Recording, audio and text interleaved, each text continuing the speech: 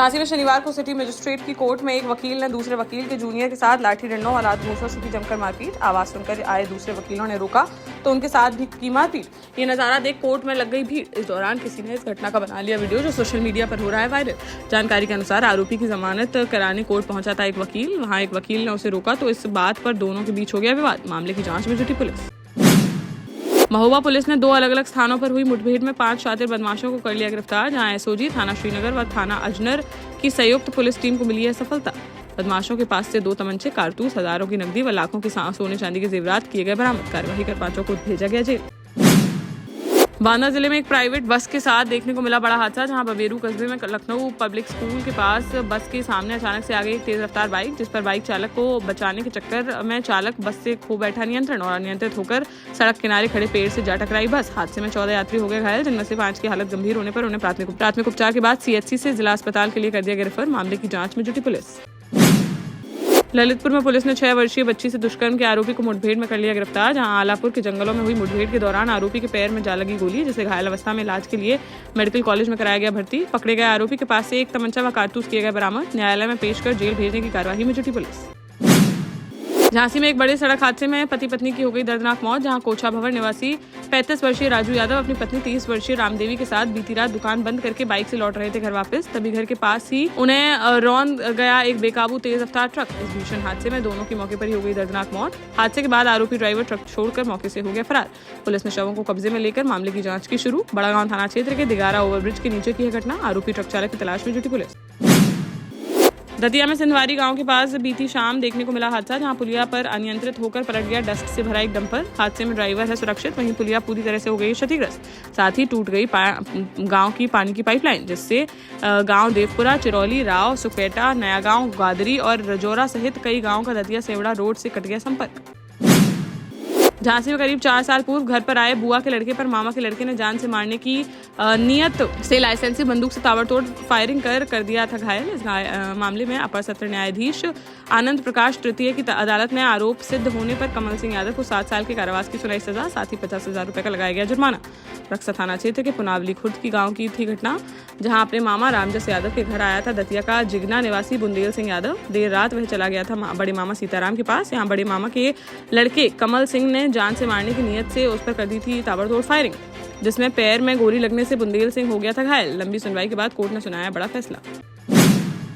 झांसी में IPL match के दौरान विवाह होने पर आपस में ही भिड़ गए 2 दोस्त। जहां बेइज्जत करने पर एक दोस्त ने मारपीट कर कड़ा मारकर साथी दोस्त का फोड़ दिया सर। इसके बाद वह अपनी बाइक छोड़कर मौके से हो गया फरार, जिस पर साथी बाइक को घसीट कर ले गया गली में और फिर वहां बाइक में लगा दिया आग। सूचना पर पहुंची पुलिस ने मामला कराया शांत। वहीं दोनों पक्षों ने एक दूसरे पर दर्ज कराया है केस। प्रेमनगर थाना क्षेत्र के खाती बाबा मंदिर के पास की है घटना। मामले की जांच में जुटी पुलिस। ललितपुर जिले में शनिवार को 2 अलग अलग स्थानों पर खेतों में आग लगने से गेहूं की फसल जलकर हो गई राख। जहां विकासखंड मेहरौनी के ग्राम सिंधवाहा में दोपहर के समय भैयान रायकवार, करण रायकवार और घनश्याम रायकवार के खेतों में अचानक से लग गई आग। काफी मशक्कत के बाद आग पर पाया जा सका काबू, लेकिन तब तक कटी पड़ी गेहूं की फसल जलकर हो चुकी थी खाक। इसी तरह पाली क्षेत्र के भरौंदा गाँव में भी लग गई आग। वहां भी कई एकड़ फसल जलकर हो गई नष्ट। झांसी में शनिवार को ग्वालियर हाईवे के किनारे पड़ा मिला एक युवक का शव। जहां बीती शाम को घर से साइकिल से निकला था काशीराम कॉलोनी निवासी 52 वर्षीय दिलीप। इसके बाद वह लौटकर नहीं आया वापस। परिजनों ने रात भर की तलाश, तभी शनिवार सुबह करारी स्थित काशीराम कॉलोनी के पास ही हाईवे किनारे पड़ा मिला उसका शव, जिससे परिवार में मच गया कोहराम। पुलिस ने शव को पोस्टमार्टम के लिए भेजकर मामले की जाँच की शुरू। जालौन में संदिग्ध परिस्थितियों में एक युवक की कुएं में गिरने से चली गई जान। जहां 3 अप्रैल की रात गेहूं काटने की बात कहकर घर से निकला था रामपुर थाना क्षेत्र के उमरी गांव निवासी 30 वर्षीय भूपेंद्र सिंह सेंगर, लेकिन उसके बाद वह नहीं लौटा वापस। तो परिजनों ने की तलाश, लेकिन नहीं चल सका कोई पता। शनिवार दोपहर को जब कुएं पर पानी भरने के लिए गया एक ग्रामीण, तो उसे पानी में तैरता दिखा भूपेंद्र का शव, जिस पर उसने पुलिस को दी सूचना। मौके पर पहुंची पुलिस ने शव को निकाला बाहर और पोस्टमार्टम के लिए भेजकर मामले की जांच की शुरू। शराब के नशे में कुएं के पास जाकर उसमें गिरने की जताई जा रही है आशंका। पोस्टमार्टम रिपोर्ट आने के बाद ही पता चल सकेगा मौत का सही कारण। ललितपुर के ग्राम साड़ूमल में तारवाड़ी को लेकर 2 पड़ोसी परिवारों के बीच हिंसक झड़प में बदल गया विवाद। जहां दोनों पक्षों ने एक दूसरे पर लाठी डंडे व कुल्हाड़ी से कर दिया हमला, जिसमें दोनों पक्षों के 8 लोग हो गए घायल। मौके पर पहुंची पुलिस ने घायलों को अस्पताल में कराया भर्ती। वहीं दोनों पक्षों की शिकायत पर एफआईआर दर्ज करते हुए मामले की जांच की शुरू। झांसी में फिर पकड़ा गया ऑनलाइन सट्टा। जहां मुखबिर की सूचना पर शहर कोतवाली पुलिस ने सागर गेट स्थित आकाश पाखड़े के निर्माणाधीन मकान में मारा छापा। जहां ऑनलाइन सट्टे की बुकिंग कर आईपीएल में खिलवाया जा रहा था सट्टा। मौके से छनियापुरा निवासी रविंद्र साहू जमुना गैस एजेंसी के पास निवासी प्रवीण सिंह, सैयर गेट निवासी ब्रजेश अहिरवार व अभिषेक अहिरवार को किया गया गिरफ्तार।